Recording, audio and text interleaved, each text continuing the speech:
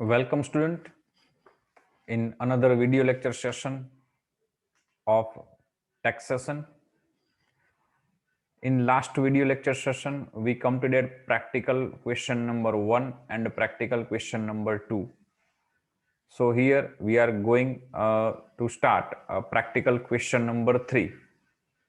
As you seen on your screen, it is a question number 29 as per our book, but it is question number 3 for our video lecture session. 29 number. Following is the profit and loss account of Mr. Mohan Lal, aged 67 years, for the year ended on March 31st, 2020. નીચે આપણને મોહનલાલનું નફા નુકસાન ખાતું આપેલું છે.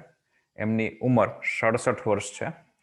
Compute his taxable total income and tax liability for the assessment year 2020-21. Profit loss account આપેલું છે.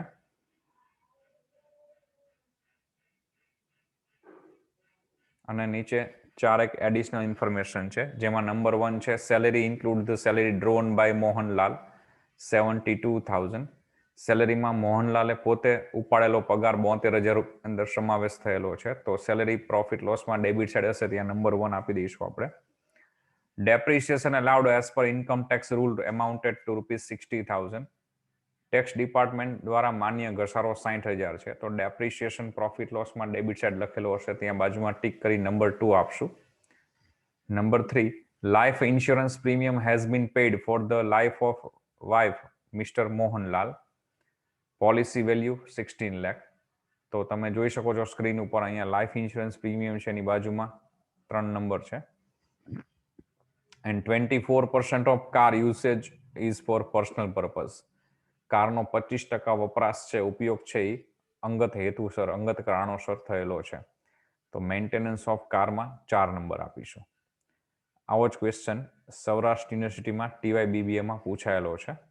આ ક્વેશ્ચન થોડોક મોડિફાઈડ કરેલો છે, અંદર ચેન્જીસ કરેલા હશે. ઓકે, તો સ્ટાર્ટ કરીશું આનો આન્સર.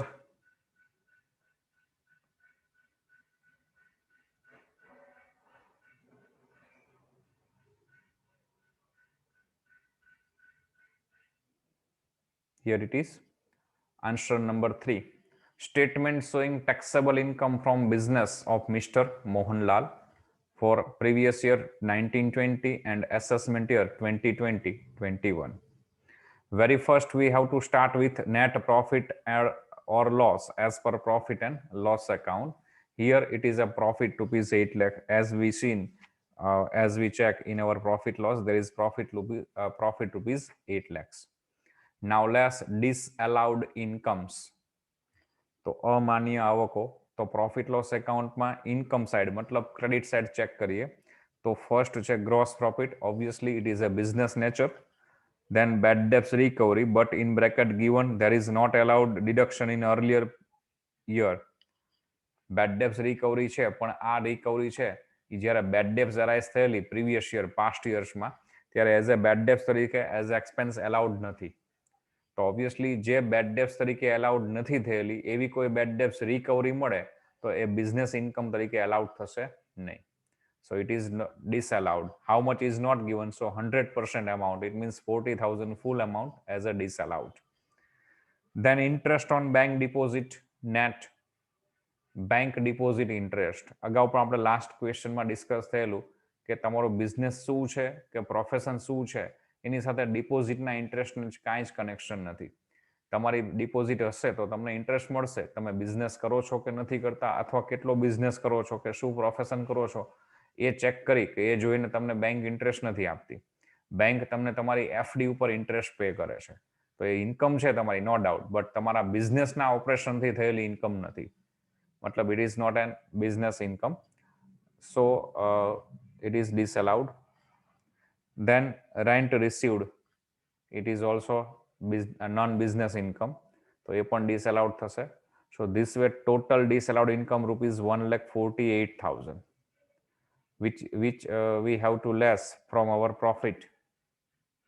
આપણા પ્રોફિટમાંથી આપણે એને લેસ કરીએ તો 8 લાખમાંથી 1,48,000 બાદ કરીશું તો 6,52,000, 6,52,000 રૂપિયા બેલેન્સ આવશે. ઓકે, નાવ ટાઇટલ ડિસઅલાઉડ એક્સપેન્સીસ, અમાન્ય ખર્ચાઓ. તો એક્સપેન્સિવ સાઇડ જઈએ તો પહેલું છે સેલેરી, એમાં નંબર 1 તમે ટીક કરેલું છે. નંબર 1માં ઇન્ફોર્મેશનમાં છે કે સેલેરીમાં મોહનલાલે 72,000 વિડ્રો કરેલી સેલેરી પણ અંદર કન્સિડર થયેલી છે. Mohanlal is a business owner, it means owner salary. તો ટેક્સ ડિપાર્ટમેન્ટ ઓનર્સના ઇન્ટરેસ્ટનું કેપિટલ ઇન્ટરેસ્ટ અને ઓનર્સની સેલેરી એઝ અ એક્સપેન્સ તરીકે, બિઝનેસ એક્સપેન્સ તરીકે અલાઉડ કરતું નથી. તો salary paid to Mohanlal or salary paid to owner, it is disallowed expense. So 72,000. Then general expense, તો એ તો બિઝનેસમાં જ આવશે. એલાઉડ, જે એલાઉડ છે આપણે અહીં નથી લખવાના. જે ડિસએલાઉડ, બી રિમેમ્બર ટાઇટલ બરોબર યાદ રાખજો, ડિસએલાઉડ એક્સપેન્સ અમાન્ય ખર્ચાઓ છે. તો જનરલ એક્સપેન્સ એલાઉડ તો નહીં લખીએ. Advertisement, it is also allowed business expense, બિઝનેસના પર્પઝ માટે, બિઝનેસના સેલ્સને ઇમ્પ્રૂવ કરવા માટે થયેલો ખર્ચ છે. So it is a business nature expense. Then interest on capital, it is disallowed. મૂડીનું વ્યાજ અમાન્ય છે, એમાં રેટ ઓફ ઇન્ટરેસ્ટ આપેલો છે, પણ whatever rate of interest કંઈ પણ હોય, it is disallowed 100%. So 48,000 disallowed. Then interest on bank loan, બેંકમાંથી લોન લીધી છે એનું વ્યાજ આપણે ચૂકવશું, તો એ એલાઉડ થશે, બીકોઝ લોન છે એ તમે બિઝનેસ પર્પઝ માટે યુઝ કરેલી હોય, તો એનું ઇન્ટરેસ્ટ તમે જે પે કરશો, it is a business nature expense. Provision for bad debts, provision it means reserve, કોઈ પણ જાતનું રિઝર્વ, કોઈ પણ પ્રકારનું અનામત એ ધંધાનો ખર્ચ નથી ગણાતો. So it is 100% disallowed. So bad debts reserve or a provision for bad debts reserve, it is disallowed 20,000 full amount. Then depreciation, તો ડેપ્રિશિએશન આપણે પ્રોફિટ લોસમાં 70,000 લખેલું છે, અને એડજસ્ટમેન્ટ નંબર 2, ઇન્ફોર્મેશન નંબર 2માં ટેક્સ ડિપાર્ટમેન્ટના રૂલ્સ પ્રમાણે 60,000 એલાઉડ છે. તો આપણે 70 લખેલું છે, એમાં 60 એલાઉડ, ઇટ મીન્સ 10,000 ની એક્સેસ ડેપ્રિશિએશન વધારે લખેલો છે આપણે, જે ડિસએલાઉડ થશે. એવું કાંઈ જ બેઝિકલી તમને આઈડિયા ન આવે તો સિમ્પલ લોજ કેલ્ક્યુલેશન એ મૂકવાનું છે કે બ્રેકેટમાં તમે જે પ્રોફિટ લોસમાં લખેલું છે એમાંથી ઇન્ફોર્મેશનમાં જેટલું એલાઉડ કીધેલો છે ડેપ્રી, એને લેસ કરવાનો. એનું કેલ્ક્યુલેશન નેગેટિવ આવે તો બી ભલે, પોઝિટિવ આવે તો બી ભલે, બહાર એ શો કરી દેવાનું. તો અહીંયા આપણે પ્રોફિટ લોસમાં 70,000 લખેલું છે, ટેક્સ ડિપાર્ટમેન્ટે 60 માન્ય કરેલું છે, એ લેસ કરીએ તો બેલેન્સ ફિગર 10,000. જો આ નેગેટિવ આવતો હોય ક્યારે તો નેગેટિવ મૂકવાનો, પોઝિટિવ આવે તો પોઝિટિવ. તો 70,000 માંથી 60,000 લેસ કરીએ તો 10,000. ઇટ ઇઝ ડિસઅલાઉડ ડેપ્રિશિએશન અથવા તો એક્સેસ ડેપ્રિશિએશન, વધારાનો ઘસારો જે અમાન્ય રહેશે.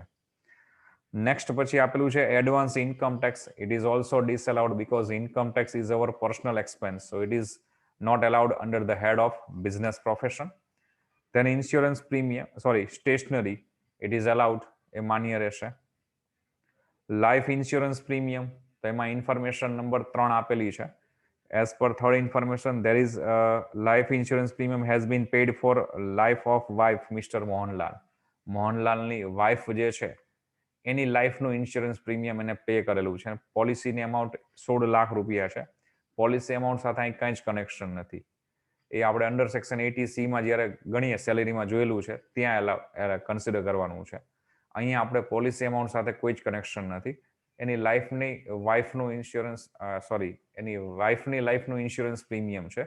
સો it is his personal expense, so it should not be allowed as a business expense.